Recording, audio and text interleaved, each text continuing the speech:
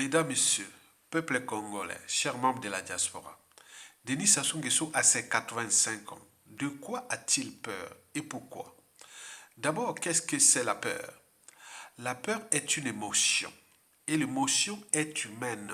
Cependant, au regard du cas de Denis Sassou Nguesso, ce raisonnement n'a qu'une apparence de vérité.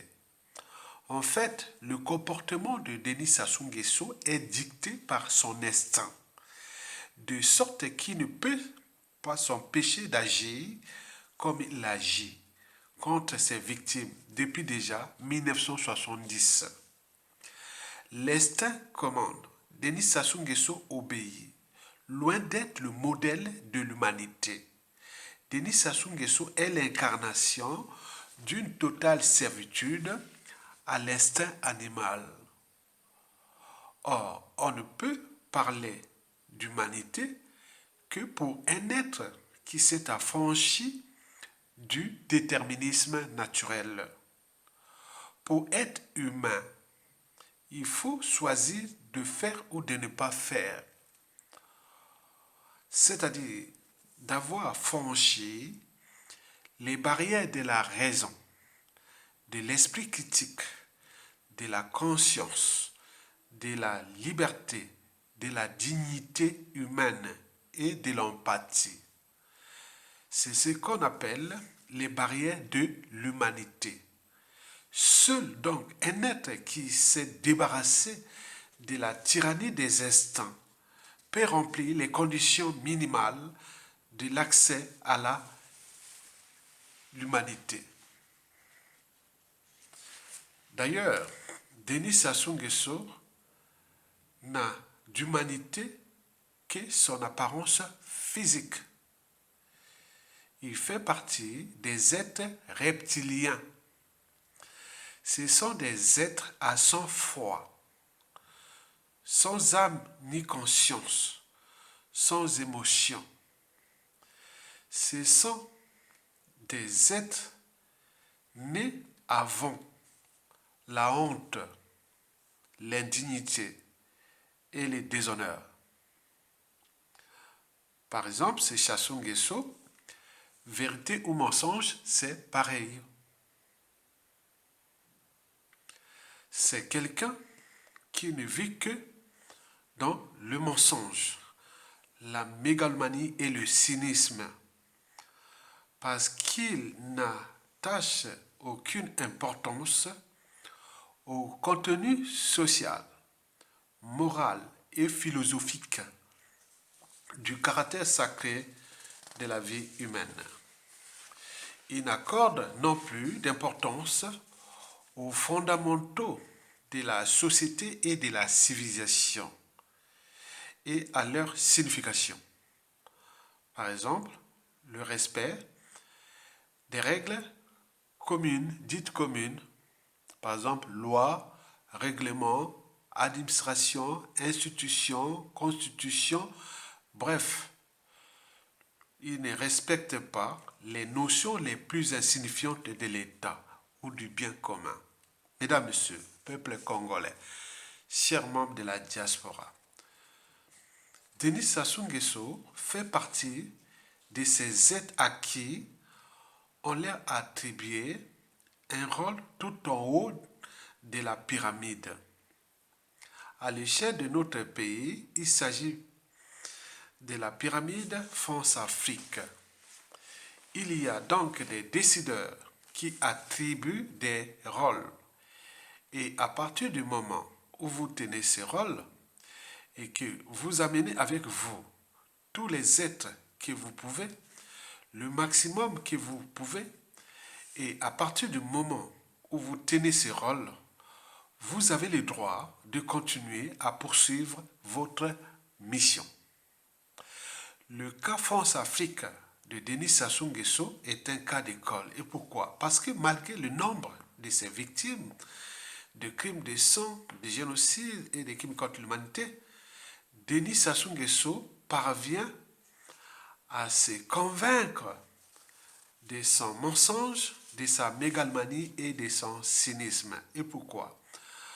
Parce qu'il fait partie de ces êtres liens jouant leur propre vie. Une vie qui leur a été attribuée ou qui lui a été attribuée au sommet de la pyramide France-Afrique maçonnique Lucifer. Mesdames, Messieurs, peuple congolais, Denis Sassou Nguesso a ses 85 ans. De quoi a-t-il peur? C'est tous les questionnements. Vous savez que face ou devant le danger, l'humain choisit toujours trois solutions, universelles et immuables. Universelle parce que ça touche tout le monde. Et immuable parce que ça n'a jamais changé. Au regard des lois de l'évolution humaine, parmi ces trois solutions devant le danger, c'est d'abord le doute. C'est d'abord le doute. Le doute va avec la conscience psychologique, c'est-à-dire la raison. Si je doute, donc je pense, le cogito. René Descartes. 2. La fuite. La fuite fait partie des réactions déjà émotionnelles. Et 3. Souvent l'attaque. Mélange entre la raison et les émotions. Or, c'est Denis Sassou Nguesso, il n'y a pas tout ça. Chez lui, c'est l'instinct à la place de la raison et des émotions. Quelqu'un d'humain adore mettre en action la raison. Et pourquoi? Parce que la raison va avec la conscience psychologique, va avec le droit, la justice, la vérité, etc. Le droit et la morale. Chez Denis Sassou Nguesso, ça n'existe pas. Sinon, ça se serait. Depuis déjà 1970, en passant par tous les assassinats, ou ces assassinats des années 1973, de 1977 jusqu'à nos jours, en passant par le coup d'État sanglant France-Afrique de 1997, les disparus de Bich, les génocides des sudistes, etc. L'affaire de Tchourou, les généraux assassinés, outre tous ceux qui l'ont aidé à revenir au pouvoir, il les a tous assassinés. Et donc, là, on s'est dit que, est-ce que Sassou Nguesso est au stade d'humanité? Non, il n'a d'humanité que son apparence physique. Donc, la raison va avec la conscience psychologique, le droit et la morale. Chez Denis Sassou Nguesso, ça n'existait pas. Sinon, ça se serait depuis 1970.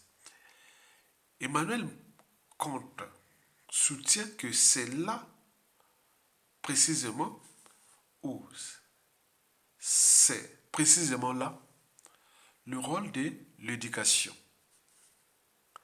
Elle a pour but premier de discipliner les instincts ou la tyrannie des instincts, c'est-à-dire de les réduire au silence pour que Denis Sassou Nguesso ne se contente pas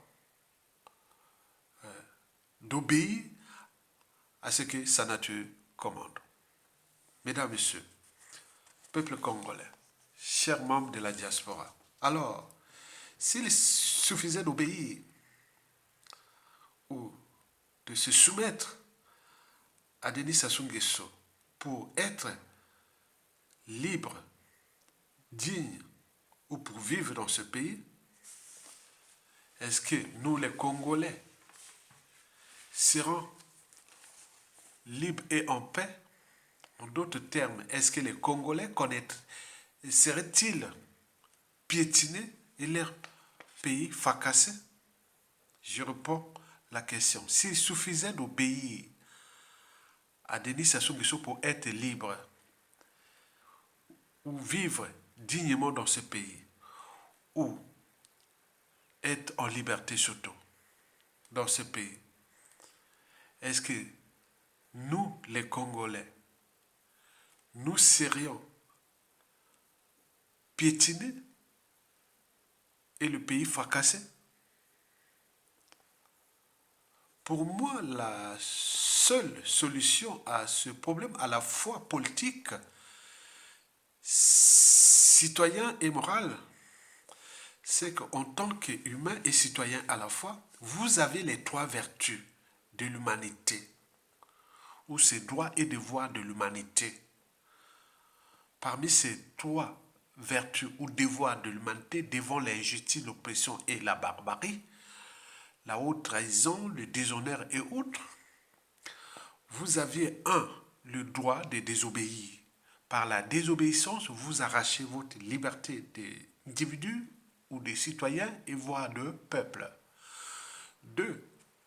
Vous avez le droit de désobéir. Vous avez le droit de résister. Par la résistance, vous arrachez votre dignité. Déjà de l'individu, de citoyen et de peuple. Vous le savez que la liberté et la dignité font partie des droits fondamentaux. Les deux premiers des droits, ça concerne les deux premiers droits fondamentaux de l'humanité. Dans toutes les déclarations universelles des droits de l'humain ou des citoyens, etc., figurent les lois concernant la liberté et la dignité. Donc la liberté, elle s'arrache par la désobéissance. Et la résistance concerne votre dignité. Donc quand vous avez la liberté et la dignité, vous devez obligatoirement avoir à l'esprit que devant l'injustice, l'oppression et la barbarie, donc j'ai le droit d'exprimer ces droits et devoirs d'humanité. Parce que si vous n'êtes plus libre ni digne, donc vous êtes traité soit comme un sujet indigène ou esclave, à défaut comme des prisonniers, d'où la situation de notre pays qui est devenue une prison à ciel ouvert et un camp de concentration ou un bagne néocolonial, goulag, parce que nous avions renoncé à notre liberté et dignité de peuple. Et cette liberté et dignité de peuple passe par la désobéissance et la résistance.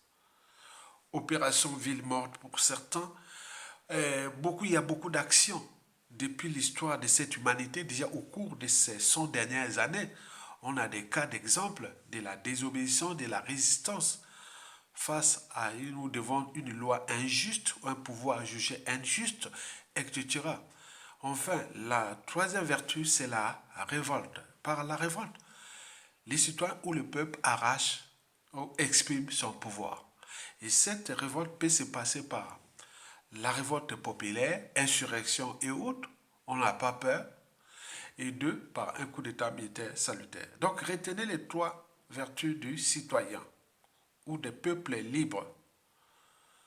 Parce que les peuples libres ne se laisseront jamais faire. On n'a même pas peur, on lâche rien. Donc, on désobéit, on résiste ou on se révolte. Mesdames, Messieurs, peuple congolais, chers membres de la diaspora, au regard de ce qui précède, question, Denis Sassou Nguesso a-t-il vraiment peur? C'est tous les questionnements. D'abord, peur de quoi? Au moment où il nous conçoit, nous, peuples congolais, comme ces sujets, ces indigènes, esclaves et du bétail humain, puisque le Congo-Brazzaville est devenu un bagne colonial, un camp de concentration, une prison à ciel ouvert. Denis Sassou Nguesso a peur de quoi? Au moment où il se conçoit comme un concurrent armé, et tant qu'il n'aura pas de force armée ou insurrectionnelle supérieure à lui, il n'y cédera pas. Vous le savez très bien. Mesdames, Messieurs, peuple congolais, Denis Sassou Nguesso a peur de quoi? De perdre le pouvoir ou de payer la rançon de la gloire, c'est-à-dire l'humiliation, comme la plupart des dictateurs qui l'ont payé, et ou de ces crimes multiformes et multidimensionnels. Mesdames, Messieurs, peuple congolais, Denis Sassou Nguesso a peur de quoi? que la France-Afrique qui l'emploie le lâche face aux pressions exercées par nos peuples congolais et le contexte anti-France-Afrique à l'échelle continentale. C'est tout le questionnement. Mesdames, Messieurs, peuple congolais, chers membres de la diaspora, est-ce que Denis Sassou Nguesso est conscient que sa place n'est pas là? La place d'un criminel, d'un génocidaire, d'un assassin n'est pas en liberté. Elle est en prison. Mais il va de soi, de notre conscience, de notre détermination pour le dégager. Et donc, ce Sassou Nguesso, le pouvoir est comme le gibier dans le filet. Ben oui, s'arrache. Donc le peuple, nous, peuple congolais, si on ne prend pas conscience de notre pouvoir pour l'arracher soit par la rue ou par un coup d'état militaire salutaire, il est certain que Sassou Nguesso, la peur de Sassou Nguesso envers nous, peuple congolais, est imaginaire, puisqu'on a tout renoncé, et un monsieur de 85 ans qui risque de partir sans être jugé ni condamné. Nous laisser avec des contentieux historiques, non traités, les règlements des comptes en dormance, les défis permanents qui va se passer, Sassou a pu faire ça et partir sans être humilié après avoir tué autant d'humains, humilié tout le monde dans ce pays. C'est le danger. La permanence de l'état de crise entre nous et la France-Afrique au regard des crimes de sang, des génocides commis par Sassou Nguesso et sa France-Afrique. Donc, voilà ma petite ou modeste contribution au débat intellectuel, politique, moral, citoyen et humain sur le cas Denis Sassou Nguesso. Mesdames, Messieurs, peuple congolais, likez, partagez et nourrissez le débat et cliquez sur les liens de solidarité en bas. Je sais que toute dictature a durée de vie limitée, que toute chose a un départ et un terminus. Tokolonga, Sassou va tomber. Vous le savez qu'avant chaque changement majeur, précède toujours la révolution des idées, la révolution intellectuelle. Et c'est ce que je viens de faire ça pour nourrir le débat, pour la contribution, pour que ce message puisse passer partout dans les officines et les réseaux de la libération, qu'ils soient civils, militaires et ou politiques. Mesdames, Messieurs, peuple congolais, je vous remercie et à bientôt. Likez et partagez. À bientôt.